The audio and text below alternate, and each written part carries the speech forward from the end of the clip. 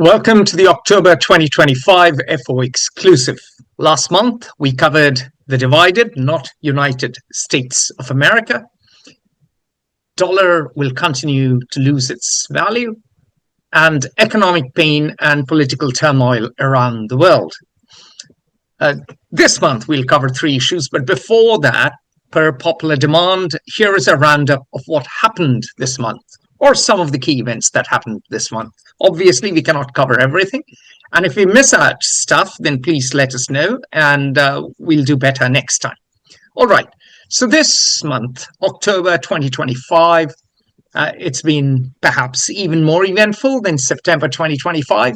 Political drama continues in France. What's new has been going on since 1789. This is a particularly eventful episode.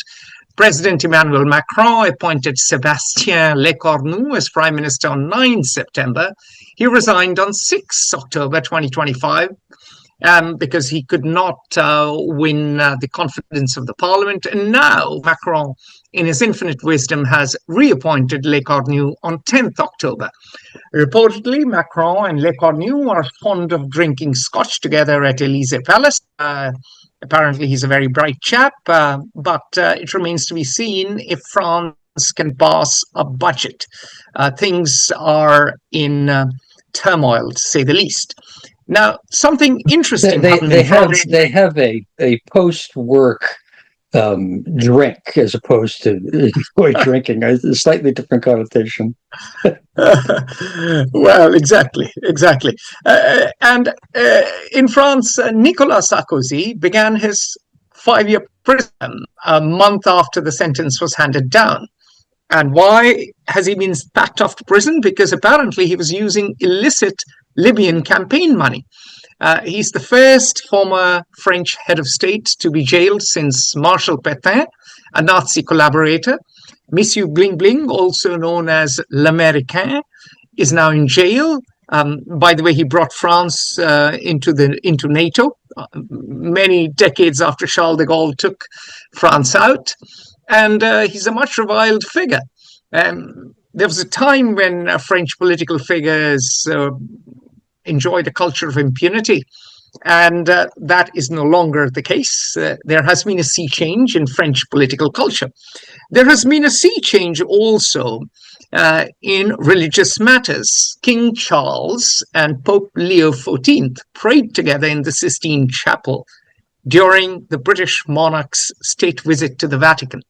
This is the first time this has happened since Henry VIII broke with the Catholic Church nearly 500 years ago. Now, obviously, Henry wanted to get a new hotty-totty wife, and the Pope was unwilling to oblige. Such matters no longer bother the new monarch, and the new monarch has been praying together, and this joint prayer by the head of the Anglican Church, the Church of England, and the head of the Catholic Church is seen by some Christians and some Europeans as a symbolic step towards reconciliation between the Roman Catholic and Anglican churches and some form of unity of Christendom. Now note that Tony Blair of the Labour Party was a closet Catholic and converted to Catholicism after he stepped down. Boris Johnson, the Conservative Party leader, and dashing columnist, Brexiteer, Lord Falstaff, in his new incarnation, also claims to be a Catholic. And of course, Boris does not believe in having sex with condoms, as he reportedly said.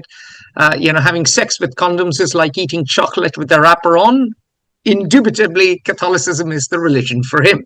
Oh my God. In an interview with Michal Hussain, Nigel Farage of Reform UK also said that he was most disposed towards the Catholic Church because the Anglican Church doesn't stand for anything.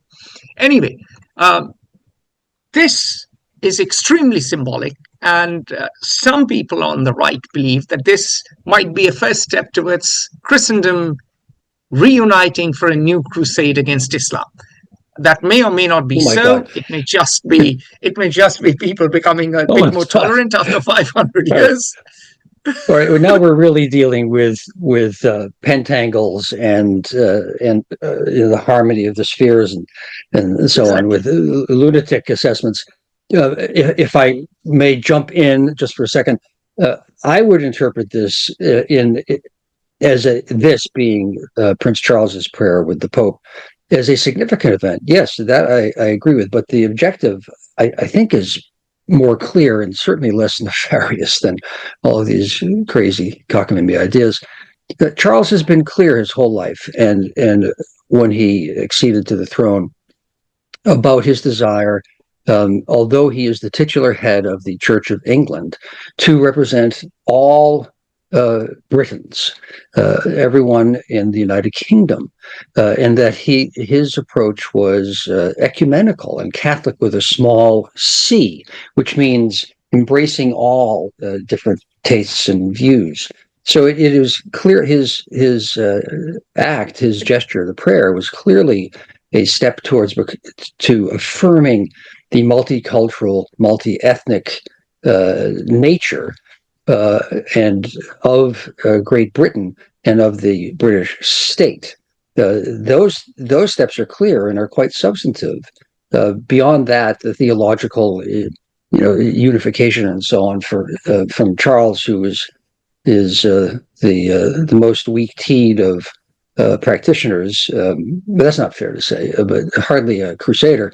I think that goes too far then. But it's substantive Yeah, act. I Yeah. mean, look, he took the title Defender of Faith instead of Defender of the Faith, and he has gone to pagan religious ceremonies. He has prayed with everyone. So I think this shows how Europe, the interpretations show how Europe is turning, or a certain part of Europe is turning to the right. But speaking of that, even as King Charles was making up with Pope Leo XIV, Kemi Badenoch, who's the leader of the Tory party, her party, the Tories, decided to withdraw from the European Convention on Human Rights.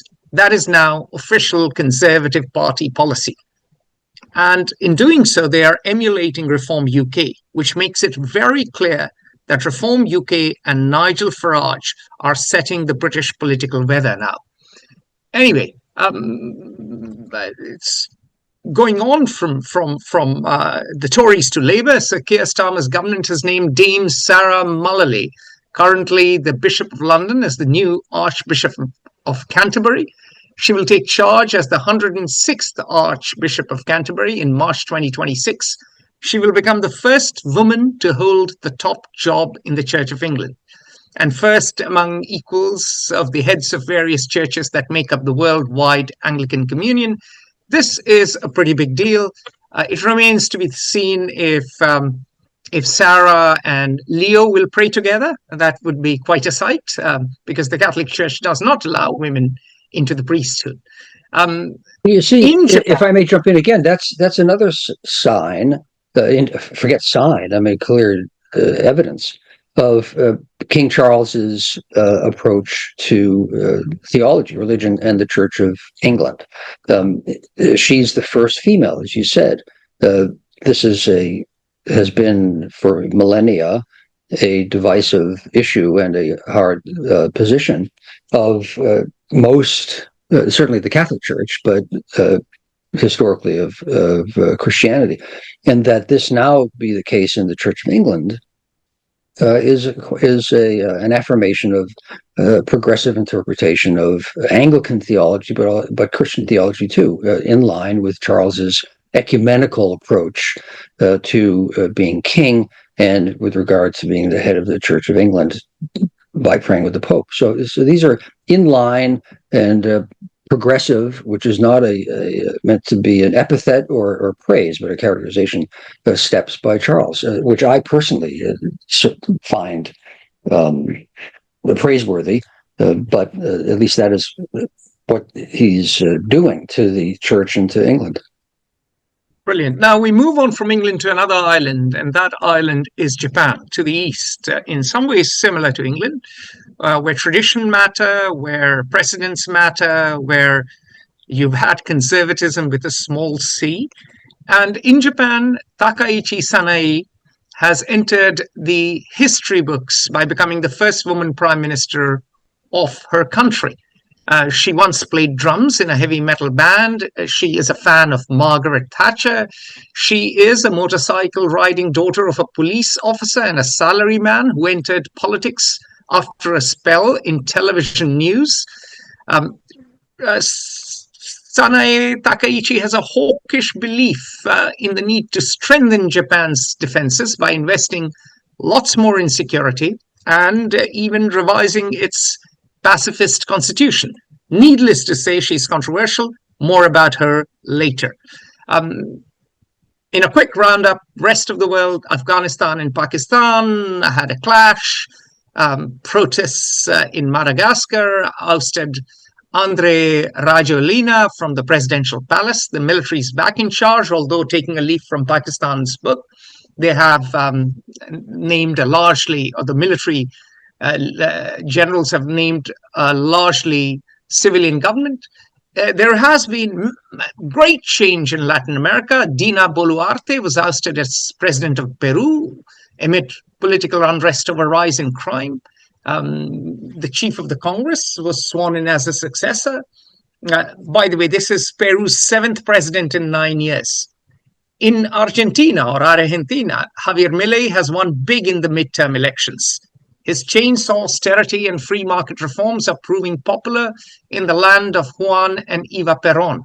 His party, La Libertad Avanza, won nearly 41% of the votes, taking 13 of the 24 Senate seats and 64 of the 127 lower house seats. This is big because before these elections, his party had just 7 Senate seats and 37 seats in the lower house. More importantly, perhaps, the Trump administration has given Argentina a $40 billion lifeline. And Donald Trump being Donald Trump, he said that this money depended on Milei winning. So Argentina seems to be in the good books and in safe waters for now. In Bolivia, there has been a political earthquake. Rodrigo Paz, a centrist, defeated a conservative candidate in the runoff. Luis Arce, the left-wing president, did not run, and movement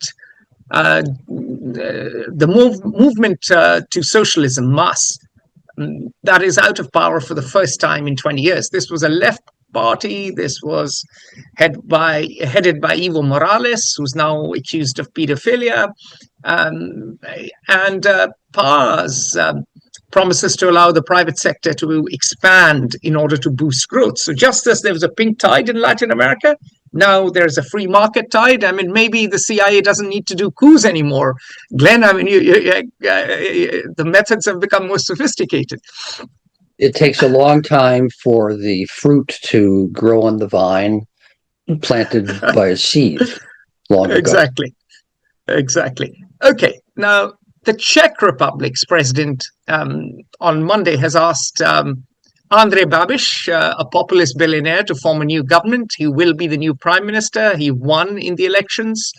Now, more alarmingly, for the US, maybe not everybody in the US, but for some people in the US and UK and France, Hungary is looking to join forces with Czechia and Slovakia to form a Ukraine skeptic alliance in the EU.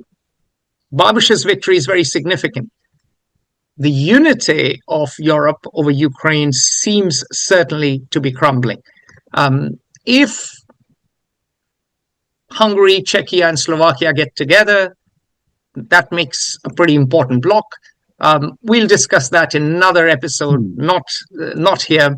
Let's move on to the US, where vendetta is in the air. The Trump administration is going after former FBI Director James Comey and his own former national security advisor, John Bolton.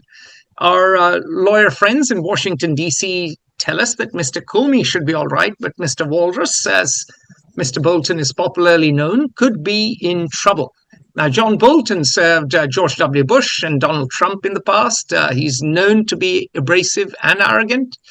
And actually, even though many people are worrying about the implications of rule of law, the culture of political vendetta, the unsavoriness of the whole process, the independence of institutions. Still, there are many Democrats and some Republicans engaging in some schadenfreude these days, especially when it comes to John Bolton. So that is interesting. Now we will jump straight in. Our 3 topics for this month are: Israel and Hamas agree to a ceasefire. Number 2, yet another US government shutdown. And number 3, the new geopolitics of East Asia and Pacific. So, number 1, Israel and Hamas agree to a ceasefire. Over to you, Glenn, because you've written about it and spoken about it, and you're all clued up on it. So, over to you, sir. I used to think, for a long time, I thought when I was working that whatever the issue was, gosh, here are all of the files I have on subject X or Y. If you change the dates and you change the proper nouns and the geographical, nouns, then everything really is just a repeat of what has happened before. So is that the case in the Middle East? It seems to be endless turmoil and churning with no progress. I think there are permutations that are substantive and significant this time, being as a result of the most recent war, we'll call it, in Gaza. So first, over 2 years, actually, over 2 years of war between a non-state actor, Hamas, an Islamist, fundamentalist organization that won one election back in 2006, and that too, not that conclusively, and a state that is turning increasingly to the right, or far right, rather. They probably won the election the way Stalin did, which was at the end of a gun. Well, not probably, they did. But to look ahead, we have to look back for a little bit, the very recent past. So what has happened, then try to see what will happen, what the consequences are. Well, most of us will have heard that President Trump, through his envoys, we can't really say negotiated so much as imposed a comprehensive plan to end the Gaza conflict, a 20-point plan. There are many references to the 20-point plan. With this plan, I will say, anyone who's listened to me probably say one sentence will know that I am a critic of Donald Trump. But I will say that the prospects, for a lasting peace between Israel and the Palestinians and in the entire Middle East are greater today than at any time since the Oslo Accords in 1993, which I watched occur from my office window, I looked down into the now destroyed Rose Garden and the south lawn of the White House as the accords were signed between Yasser Arafat and Yitzhak Rabin. So that's a dramatic thing to say if that is true. However, and I'll talk about why that could be and why that probably won't be the future. 7 months after the Oslo Accords in 1993, which was the resolution, it looked like, of the crisis, the clash between the Jews and the Muslims, the Israelis and the Palestinians, Hamas committed its first suicide bombing attack in northern Israel. And then months after that, the far right, the nationalist religious right of Israel, of the Jewish population, effectively ended the Oslo Accords by assassinating the Israeli prime minister in Tel Aviv in 1995, November 1995. I remember it vividly. I was then living in Europe. And that put paid to what looked like to be a lasting peace. Well, neither Hamas nor the Israeli right have changed one iota since 1993 and in the last 2 years. And if anything, the religious right, the ultra-Orthodox right in the Israeli context, has become far more powerful and more intransigent and more demanding. So the fundamentals arguably have not changed at all, although we have a ceasefire. So before we get to the future, let's talk about what the 20 points include. Don't worry, I will not go through 20 points, which is, well, Wilson had 14 points, and you can remember those. Same thing. So the comprehensive plan. Since Woodrow Wilson had 14, Donald had to have 20. This is the biggest, bestest ever. Nobody, to my knowledge, has said that. And I'm not sure that Donald Trump has ever heard of Woodrow Wilson to the 14 points, but there certainly is an essential truth to that statement. No question about it. So why is there a peace if the fundamentals haven't changed? Well, there are some substantial changes, structural changes in the Middle East over the last 2 years as a result of the war and elsewhere, and I'll get to the elsewhere in a moment, which have made the ceasefire happen possible and a long-term peace imaginable, although highly unlikely. Of the 20 points, really, 4 will happen, have happened, are likely to happen in the near-term future, and you can focus on them. Really, the ceasefire we've seen, now it's already been broken by both sides, but nonetheless, there's fundamentally a ceasefire in place compared to the endless blowing up by the Israeli military of the last remaining Palestinian structures in Gaza and killing Hamas, and then Hamas popping out of a hole and shooting at Israelis. So the ceasefire is likely to last on the whole. There has been, and this will last for a time, certainly, a forced withdrawal by the Israelis, certainly at least of half of the territory of of Gaza. And wouldn't the Israeli right like to say that? Of Gaza. And the hostage release, which we've all seen in the news, is likely to occur.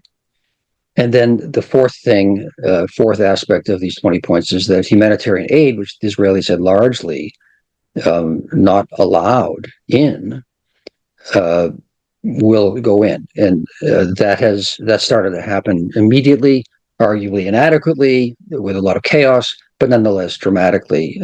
So those 4 things have happened and are likely to last for some time. Why is that? And those are achievements. The absence of killing is in most instances a good thing. Why has this been possible, though? What's different today or a month ago from 2 years ago or 8 years ago or something? Well, there have been fundamental changes. Although I talked about how Hamas and the Israeli right have not changed in 32 years, there have been fundamental changes as a result of the 2 years of fighting. Israel has truly severely weakened Hamas, which was estimated to have had 30 or 40,000 fighters at the beginning of the war 2 years ago. The Israelis have killed, it's not certain, but upwards of 20,000. 10,000 Hamas fighters are estimated to remain, but they are of inferior quality from a military perspective than the people they are replacing who have been killed. And the Israelis have destroyed from 25% to 80%. Nobody really knows the answer precisely of Hamas's estimated 600 kilometers of tunnels. This astounding warren, which has made their existence and operations possible. So even 25% is substantial. Fundamentally, the Israelis have grievously weakened Hamas, but Hamas remains lethal. They remain capable still. Israel has also eviscerated Hezbollah in Lebanon. wiping out a substantial proportion of Hezbollah's leadership, missiles, and military capabilities. Hezbollah, as you all know, is Iran's surrogate in Lebanon. Israel did not directly destroy, but contributed to the destruction of the Syrian regime of President Assad and its replacement by an erstwhile al-Qaeda member who really seems to be a Muslim Lebanese Syrian nationalist, and supported by the West, because he has danced all the right dances since he came to power with regard to pluralism, tolerance, non-hostile actions towards Israel, and so on. If I may interject, that is not entirely true, in the sense that Ahmad al-Shara is a proxy for MIT, not the nice MIT in Boston, which you know very well, where your wife studied, but the MIT which you know, but the listeners and viewers don't. The Secret Service of the Turkish Secret Service, the Turkish intelligence agency, and Ahmad al-Shara, yes, he has sung the right tunes, but today Syria is like Swiss cheese. The Israelis destroyed the Air Force. They didn't trust Ahmad al-Shara. They destroyed all of the Air Force. I know it from the Israeli Air Force officers themselves. They were jubilant. They said, we've never, ever achieved this. We've destroyed the entire Air Force. And they were very pleased. They've taken over Golan. They are acting as protectors to the Druze. De facto, they have an extra bit of southern Syria as a buffer, and the Kurds will trust Ahmad al-Shara as far as they can throw him. And so the reality is, there is this fiction that there is a plural nationalist Syria, but reality, Syria has now many enclaves, and the Sykes-Picot era is dead. Humpty Dumpty sat on a wall, and Humpty Dumpty had a great fall. And all the king's horses and all the king's men could not put Humpty Dumpty together again. And that is Syria. And so now what the Israelis admit is that now they are involved in a great game with MIT. It is Mossad versus MIT in Syria. The Turks are back after a century. And yes, the fiction of a united Syria may persist, but in reality, the Alawites are never going. They've been killed, by the way. There have been clashes. The Druze have been killed. So all people are retreating to their ethnic enclaves, and Syria will be pockmarked like Swiss cheese, but a more violent form of Swiss cheese. It wouldn't be as lovey-dovey and peaceful and idyllic as Switzerland. Well, all true. The Israelis have always, at least off the record, been clear that a fractured Syria is better than a hostile one, and a bunch of weak factions is less of a structural existential threat than a coherent one, and everything could go dramatically worse. That's in Syria, no question. Or better. Maybe Syria is better off as a federal loose setup like the US, or even like the EU, a union of different ethnicities as a common free trade area instead of a political entity. So, I mean, Syria is a Sykes-Picot creation. Yeah, very early days, really. Lebanon was coherent and is now a strange, ineffectual confederation of the factions that you just described, in Syria. In any event, it's less of a strategic threat for the moment, and is a whether it is or it isn't, it's structurally dramatically different in a geopolitical context from Israel's perspective, and for the moment, less threatening. At the same time that all this was happening and the war is going on, now 2/3 of the Israelis support an end to the fighting. That wasn't the case for a long time. Fighting towards Hamas in Gaza. And then in July of this year, for the first time ever, the Arab League called on Hamas to disarm and to end the war. All of those are important. The most important change of all, what made the ceasefire happen, really, is in Washington. And that is, for the first time, a U.S. president, Donald Trump, was able to pressure the Israelis, Prime Minister Netanyahu, to accept a peace agreement and stop the fighting. And why was Trump able to do this?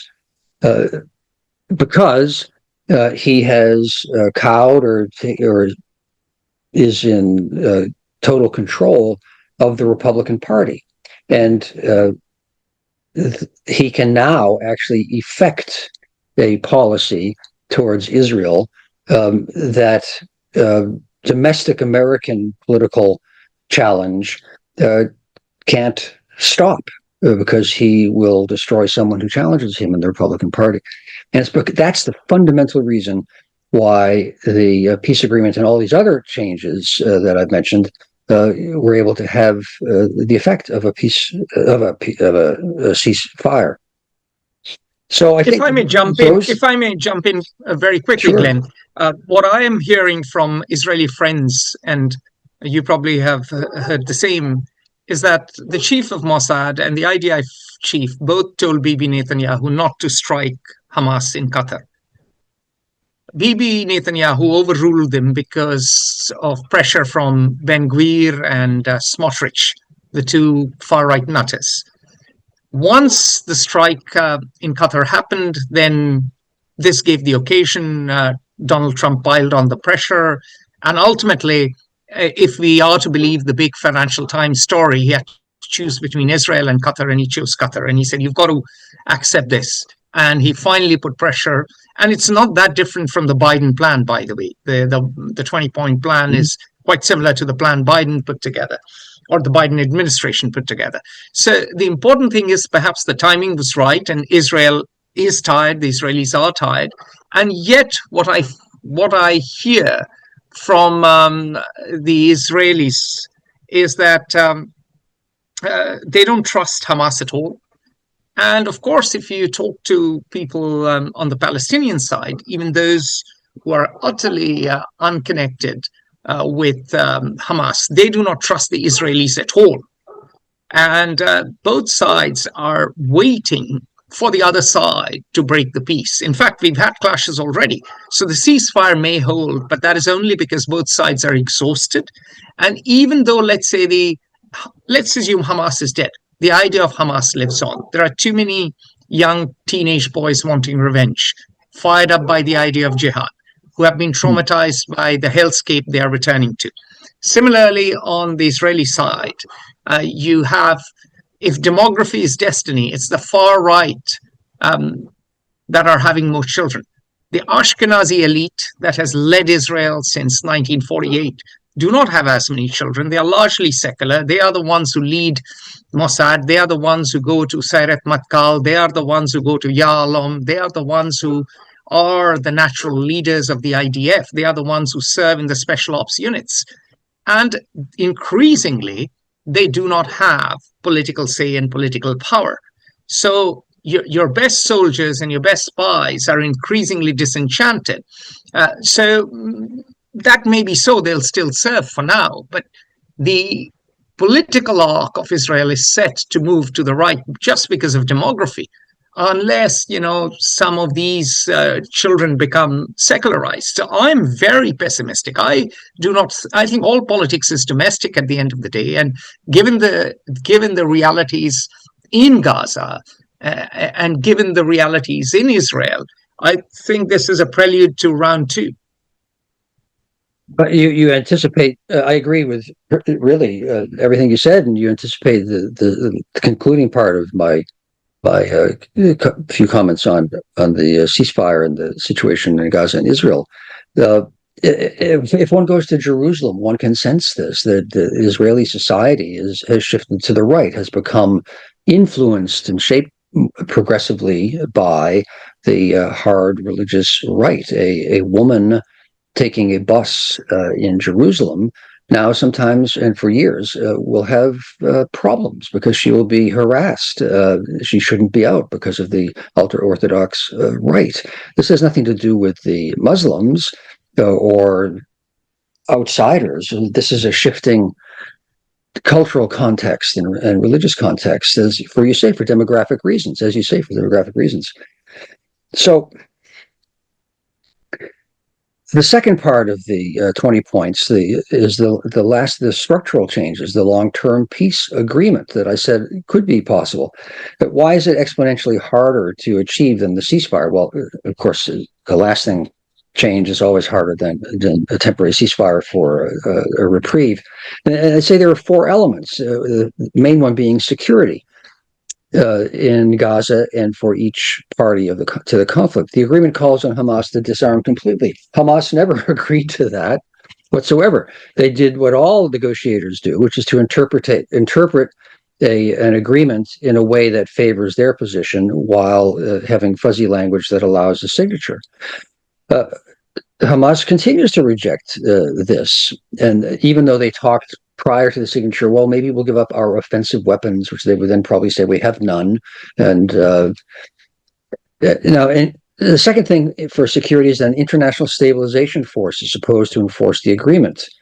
Well, that really would mean probably military forces from the Gulf states. Turkey has talked about being willing to go.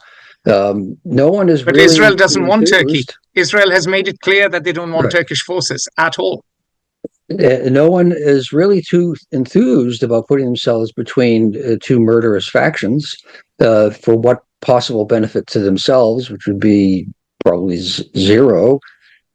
So that's Hang on a minute, point. Glenn. Tony Blair is ready to be Viceroy of Gaza, and BCG will come in trail to make money of all the consulting contracts. So security remains something to be resolved and always put off to tomorrow because you can't solve it today, and that's a fundamental aspect of any lasting peace agreement. Then the issue is governance. Well, who was going to rule Gaza? Hamas says, well, you can't leave us out. And Israel says, well, the whole point of this was to destroy Hamas. We can't let Hamas back in. And maybe we'll have a secularized Hamas, a la the Irish Republican Army's political wing in Northern Ireland. That's at least conceivable to talk about. But who will govern other than King Donald from the Oval Office is unclear and hard to resolve. And then there's reconstruction and the grand bargain, and I'll wrap this up because I don't want to take too much more time. The agreement calls for the reconstruction of Gaza, which estimates go from $50 to $70 billion. Well, this has been pledged theoretically by Saudi Arabia and the Muslim states, but that's subject to several other conditions to the grand bargain with the United States, which means that we, Saudi Arabia, will sign a peace agreement with Israel, a peace treaty with Israel, recognize Israel and so on, and will help rebuild Gaza if the United States gives us a security guarantee from Iran and provides us nuclear technology and a two-state solution between the Palestinians and the Israelis. Well, how could any of this happen? It could conceivably happen if the American president continued to bash heads, as that's the strength of his, and to ride herd imperiously on his party, which is the Republican Party. I'm not attacking the Republicans particularly, but they're the party that his power relies on. He can control them. Therefore, he can set policy to a certain extent with regard to Israel and Gaza. If he were to do that, then there could be a lasting peace. To succeed in that would require sustained, as in multiple years of daily cajoling, harassing, imposing. Is that in Donald Trump's character? I submit that we have never seen any evidence of that. And so therefore the odds of a lasting peace are quite unlikely. On that note, we move on to the second issue, and that issue is yet another government shutdown. and I am in Washington, D.C., talk of town all day, all night, or all waking hours of the day and night, is the shutdown. Some people are suffering enormously, as you can imagine. So what has happened? On October 1st, 2025, the US federal government temporarily shut down most operations. Apparently, 1.4 million federal employees are now to stay home unpaid or required to work without pay. Donald Trump has used the shutdown to eliminate some positions.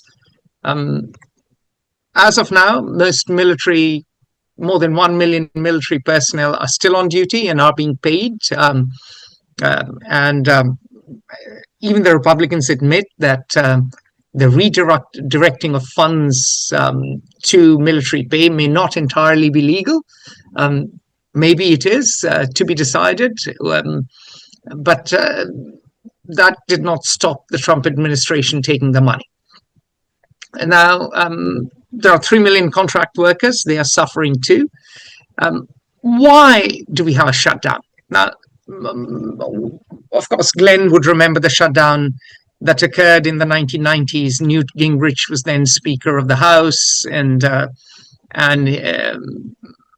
he and Bill Clinton, who was then president, locked horns, and of course that shutdown was the first example of perhaps the U.S. political process getting polarized to such a degree that, well, the daily business of government was affected. And now, of course, polarization has reached such a degree that the U.S. Congress somehow fails to pass a budget almost repeatedly. It was supposed to pass a budget for the new financial year starting September 1st of September. And like other legislatures around the world, the US Congress has power of the purse. The power of the purse in most democracies is with the legislature. Even in France, that is the case. And it approves appropriations from the US Treasury. So in an ideal world, what happens? The Congress or the legislature, whatever it is in any country, passes the budget, and then the federal government or the national government functions smoothly for the year. Since the start of the 21st century, the Congress has not met the appropriations deadlines and authorized most federal funding through a continuing resolution. Note, this is extremely important. What this means is that the Congress has been functioning through an ad hoc measure in the 21st century. And what is a continuing resolution, a CR? Well, this provides temporary financial coverage for government programs until a regular appropriations bill is passed. So how do you pass legislation, budget legislation? Both the upper and lower houses of the US Congress must pass the same bill. As of now, Republican lawmakers hold a majority in each house. So what's the problem? Well, the problem is this mechanism for minority protection in the US Congress. The upper house budget legislation needs 60 out of 100 votes to pass. The Republicans only have 53. So they need at least 7 Democrats, or if there are any independent senators, there used to be 1 or 2, to vote with them. That has not happened. So because the Congress has failed to pass a continuing resolution, the government has stopped functioning, the government has shut down. And remember, the last shutdown occurred during the first Trump administration and lasted a record 34 days. And this occurred from December 22, 2018 to January 25, 2019. This one could beat that record.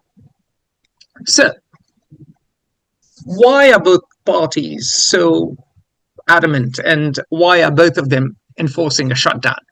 Well, number one, mutual trust is low. Democrats believe that US President Donald Trump and the Republicans have neither acted in have neither negotiated nor acted in good faith, and they do not want to feel swindled again.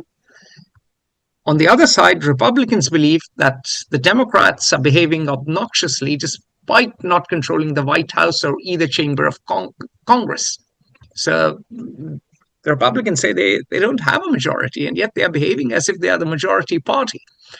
Now, what do the Democrats want? They want an extension of medical subsidies and the restoration of funding to pet institutions. One of them is National Public Radio, PBS perhaps. And in March of this year, Democrats say that Republicans promised to compromise on several key issues to get a continuing resolution, a CR, to keep the government functioning. And that hasn't happened. The key thing, however, for the Democrats is to extend the Enhanced Affordable Care Act, ACA, also known as Obamacare, subsidies that are set to expire at the end of 2025. Democrats introduced these subsidies through the American Rescue Plan of 2021 and extended them by the Inflation Reduction Act of 2022 during the Biden administration. And of course, the argument is that, look, Americans are hurting. Health premiums will rise. 24 million of them need the enhanced Biden subsidies. And furthermore, more than half of the Obamacare recipients are in states that voted for Trump in 2024. So this is a hill we can die on, and Republicans cannot take us on this particular hill. And already, if you read the DC press, I've been reading copiously. This is the Hill. I have Politico here as well. I have other newspapers. I won't bore you with the details, but what we are seeing is that the Democrats are feeling the pressure, of course. And why are they feeling the pressure? Because their supporters are saying, "Hang on a minute, we have SNAP funding, which is Supplemental Nutritional Assistance Program funding, starting November 1st. Which is a major concern. I mean, there will be no SNAP funding, and at the same time, you have Republican senators also saying that they do not want, including Josh Hawley, apparently, saying that they do not want a big spike in premiums for their voters. So both sides are under pressure, and yet each side wants to win the blame game. The game, and there was a great game for Afghanistan between Russia and Imperial Britain, Imperial Russia and Imperial Britain. There is the new game over Syria between Mossad and MIT, and now there is the blame game. Pass the parcel. Each side wants the other side to be seen as responsible for the shutdown. And each side is unwilling to blink. Each side is banking on the fact that the other side will blink. And there is a lot of fury. Just as Democrats are furious with Trump for what they see as destroying institutions and pursuing vendetta politics, Republicans are infuriated that Democrats want an extension to Biden-era subsidies that were intended as a temporary measure to tide over the COVID pandemic. And they point out, look, this will cost $350 billion to $450 billion over 10 years. And the Democrats respond by saying, hang on a minute, you've just passed the One Big Beautiful Bill Act, which is pork barrel politics in the extreme. So what's the big deal about $350 billion to $450 billion over 10 years? Of course, Republicans are infuriated by demands to restore funding to institutions like NPR.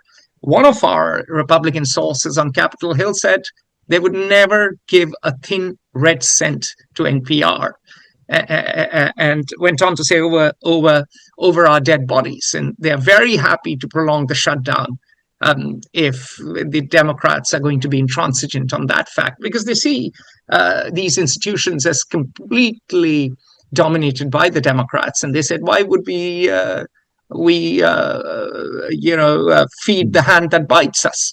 Now, what is worrying, as far as we are concerned, is that there are no conversations or substantive conversations going on between Republicans and Democrats to end the shutdown.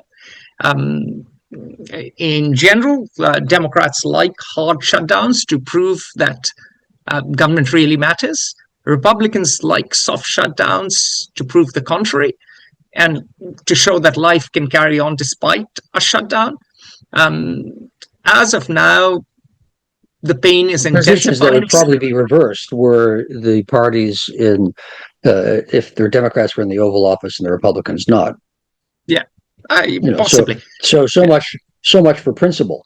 Yeah, that's true. If I could say, amidst all this sort of stuff, let me give a veneer of principle, at least, to the actions of each party. But I don't actually. I'm not being facetious. I'm being serious. Amidst all this sordid zero-sum maneuvering, there is deep, fundamental, principled difference.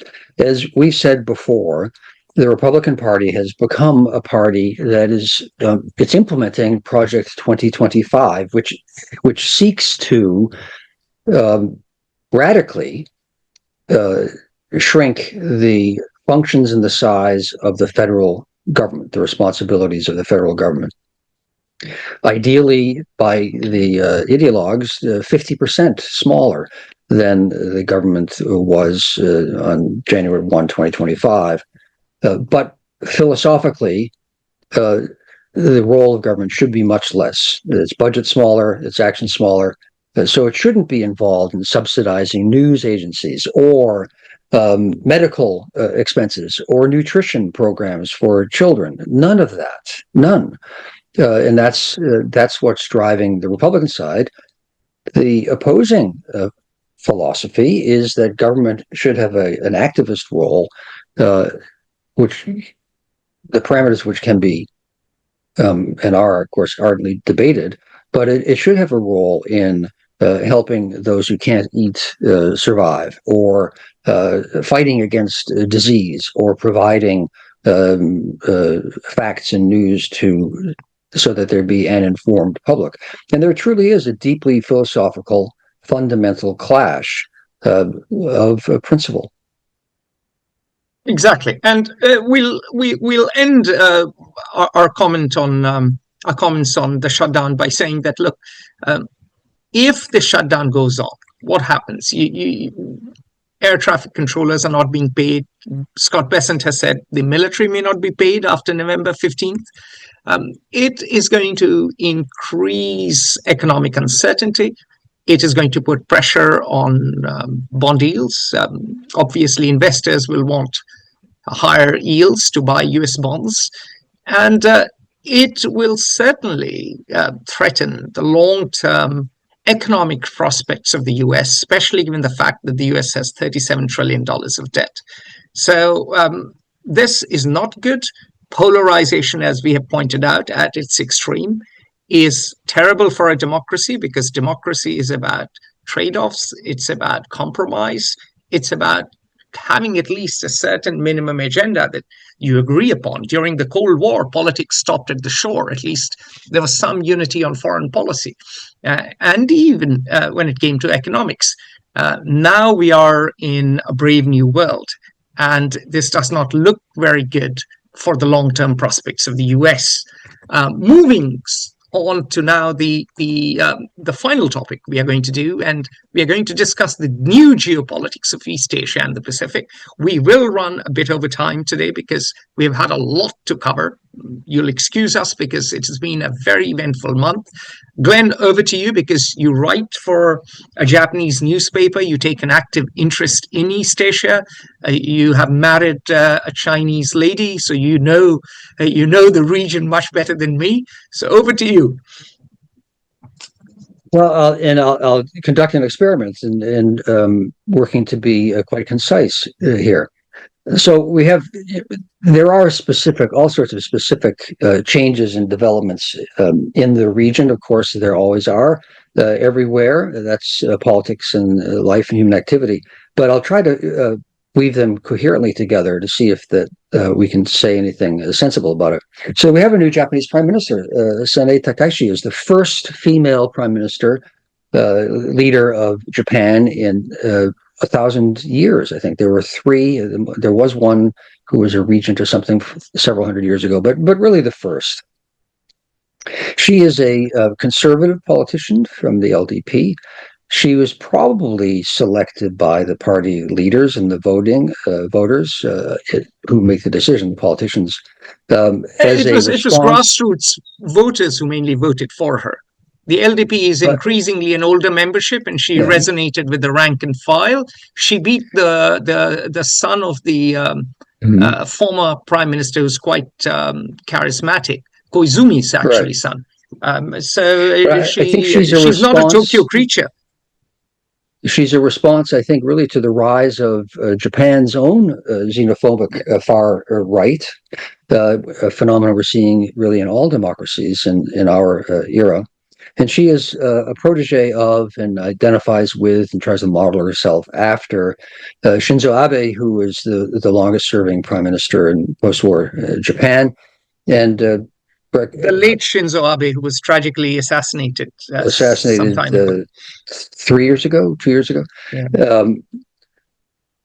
But also viewed as, whether one likes him or not, as a very significant and successful prime minister. He was famous for his three arrows economic policies, trying to invigorate the Japanese economy. Very quickly, that was fiscal expansionism, monetary easing, and structural reform. The first two he achieved more of than the last, and Takaichi doesn't seem to care that much about structural reform. So if she goes with fiscal expansionism and monetary easing, expect the yen to completely crash. Well, that's right. It's a different Japan and a different world, context now that she is in the office than when Abe was, and the years prior to Abe. Japan now actually does have inflation. Its inflation rate is something like 2.7%, which is in line with the other major economies. But its inflation rate for critical food, for essentials, is 7.6%. So it's a different Japan economically than Abe had to deal with. And so if she's in favor of fiscal expansionism and monetary easing, she'll be taking policies that don't suit the circumstances now. And her identification or championing the structural reform, she also is quite different from Abe in that he wanted deregulation to free up the economy, and she's an ardent supporter of industrial policy. So, very, very quickly to jump in, there is a massive cost of living crisis, even in Japan, like other first world countries. And so her room for maneuver is limited.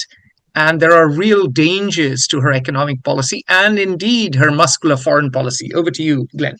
Right. Oh, you're right. So we have the new Japanese prime minister. She just had what the initial reports seem to be indicate were a successful meeting with the critical ally of the United States, which means Donald Trump. The issue there was, would she contest, try to reopen, or go along with this $550 billion pledge by Japan for investment in exchange for relatively lower tariff regime that Trump is imposing everywhere. And the odds are, I think, strong that she will continue to go along with that, choosing to fight different battles than one which is more likely to create more problems than it could solve. So that's Japan. We have a new South Korean president who is quite reformist. He stopped, I think, the first day he took office. He stopped the broadcast. Just very quickly, he's taken charge after a coup attempt by his predecessor. That's really important because South Korea went through massive political turmoil, and this new leader is, of course, quite different to his predecessor. At least seems to be so. Well, he's criticized or praised for taking, quote, a softer, unquote, line towards North Korea and towards China, and theoretically more wary about marrying South Korea strategically to the United States and the Western alliance. But he's also conducted and seems to want to continue an historic opening and willingness to repair or build relations with the historic enemy, I guess you'd say, or resented party, which is Japan. But Takaichi's election complicates things because she's a nationalist. South Koreans have misgivings about her. So do the Chinese. That's right. She has visited more than most any prominent leader the Yasukuni shrine. Thank you. The shrine where which honors Japan's war dead, and in which are numerous war criminals. So that creates, that's one of the fundamental issues, is Japan unreconstructed and remains imperialist and racist and so on, and South Korea is very sensitive about that. So that has to be negotiated. Very, very quickly to jump in, her mentor, Abe Shinzo, visited the Yakasuni shrine as well, and that always led to massive tensions in East Asia because, of course, if you go back to World War II, rape of Nanjing, use of South Korean comfort women, so on and so forth, the Japanese were seen as extremely aggressive, extremely imperial, and indeed extremely racist in that era. And so the memories are still raw, the memories are still bitter. Over to you, Glenn. Right, and her view has been that Japan's actions during its imperial period actually were anti-colonial and were pro-Asian, that she embraces, at least rhetorically, the rationalizations that underpinned the Japanese regime's propaganda about the greater East Asian prosperity sphere, and has nothing to say at all, projecting Japan's actions always as benign and constructive, nothing to say at all about its racist imperialist replacement of the white guy by the Japanese in colonial domination of the rest of Asia. So all of those are to be resolved changes in the dynamics of the entire region. But then we get to the United States, and the U.S. is going through, in defense circles, there's a lot of focus on the following, but in political and international circles, not so much that I'm aware of, a substantive and historic shift in American military and diplomatic doctrine towards Asia and towards the Indo-Pacific, which is what we now call trying to rope India into helping the United States parry China. And this is really an historic shift, which reflects one thing fundamentally, which is the rise, of course, of China as a global power. And then de facto, at the very least, the relative decline of the United States, compounded by the bizarre isolationism or transactional nature of the Trump administration, of Donald Trump, with respect to China. So U.S. policies towards all of its allies in Asia are changing. It is now demanding that they double their defense budgets, which Japan and Australia are responding to. And it's changing its military doctrine for two specific strategic issues. One, what might happen in the South China Sea, and two, what will happen with regard to Taiwan if ever China were to invade. And I won't go through all of the technical changes of materiel and tactics by the American military. But what this means is that the U.S. is pushing many of its defense responsibilities that it was able to handle from 1945 until now onto the littoral states of the Pacific, Japan, Australia, Vietnam, Taiwan, pushing them to increase their military budgets, which implies leaving them to their own devices more, and changing its doctrines, trying to respond to the fact that China has the largest navy in the world, has, I think, 15 times the naval construction capabilities of the United States, and has missiles that are effective to a range of 1,500 kilometers, which can, with one missile costing $1 million, possibly destroy an aircraft carrier costing $4 or $6 billion. And the Chinese have thousands of those missiles. Yeah, I mean, So you what does said this mean? it's a bit like echoes and shades of classic littoral powers' response to the continental powers' rise. The Triple Entente, 1890 Yes, to 1914, Germany, that's the British right. Dutch response to Louis XIV, France, Venice versus the Ottomans, 15th to 17th centuries. So, the more things change, the more they remain the same. La That's plus right. ça change. What does a smaller power do against a larger, confronted with a larger power, in particular, a smaller power, literally on the coast of the continent, to a continental power who exists occupying much of the continent? Well, you look for allies, and you try to have a dissuasion and to be unified so that you won't be gobbled up or dominated individually and respectively. It is a classic dynamic. This is what is happening. Does it succeed? Well, it does and it doesn't. It makes the equation more complicated for the continental power, but it doesn't change the dynamic, the fundamentals, which is that a continental power has a coherency that a collection of disparate littoral states on coasts of a major ocean and continent have to be confronted with. So what are the consequences of these changes? And it's not just an academic exercise, oh, this is the nature of international relations, but what would any power rationally do if it were one of these littoral states? And they're doing what every power has always done, which is to try to hedge their bets. It's the sensible approach. You want to have the best relations possible with the aggressive rising hegemon, while preserving your leverage from a defensive alliance and economic benefits from the distant hegemon or power, which has been the United States.